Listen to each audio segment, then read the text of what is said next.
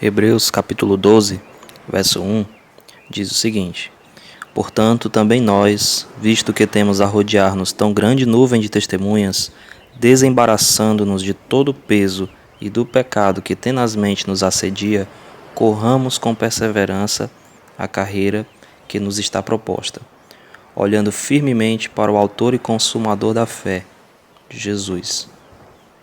Meus amados irmãos e irmãs, os fariseus, na época de Jesus, várias vezes eles gritaram blasfêmia, disseram que Jesus estava cometendo blasfêmia contra Deus.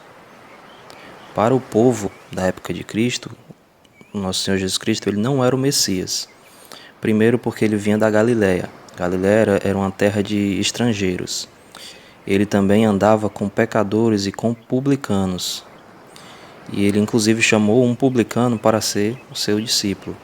Um publicano, ele era um cobrador de impostos a serviço de Roma. O governo romano, ele dominava Israel e cobrava imposto do povo de Israel.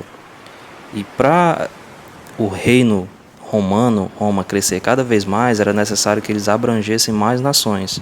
Então os romanos, eles atribuíam a função de coletar impostos aos judeus de próprios judeus. Então eles escolhiam pessoas dentre aquele povo para cobrar os seus conterrâneos.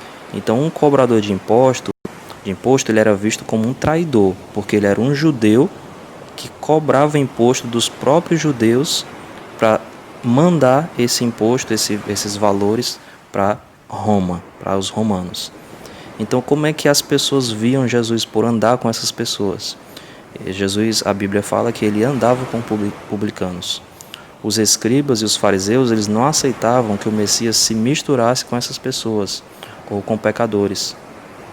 Em Marcos, capítulo 2, verso 16, diz assim: E os escribas e fariseus, vendo-o comer com os publicanos e pecadores, disseram aos seus discípulos: Por que come e bebe ele com publicanos e pecadores?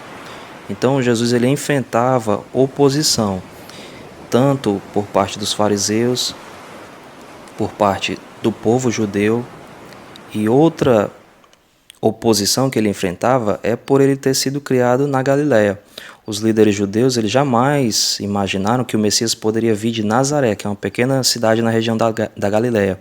Essa cidade ela é habitada principalmente por gentios, então não era visto com bons olhos pelos judeus ortodoxos.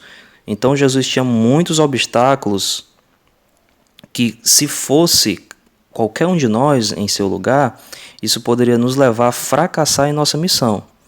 Só que Jesus, diante de toda essa dificuldade, diante de todos esses obstáculos, ele tinha tudo que é necessário para alcançar o alvo. E o que seria isso? Ele sabia a vontade do Pai, ele sabia a vontade de Deus, ele caminhava convicto da vontade de Deus. Jesus ele conhecia o propósito de Deus para a sua vinda à Terra. A sua oração antes de ir ao Getsemane, antes de ser preso, ele falou: Pai, é chegada a hora, glorifica teu Filho, para que também o teu Filho te glorifique a ti, assim como lhe deste poder sobre toda a carne, para que dê a vida eterna a todos quanto lhe deste.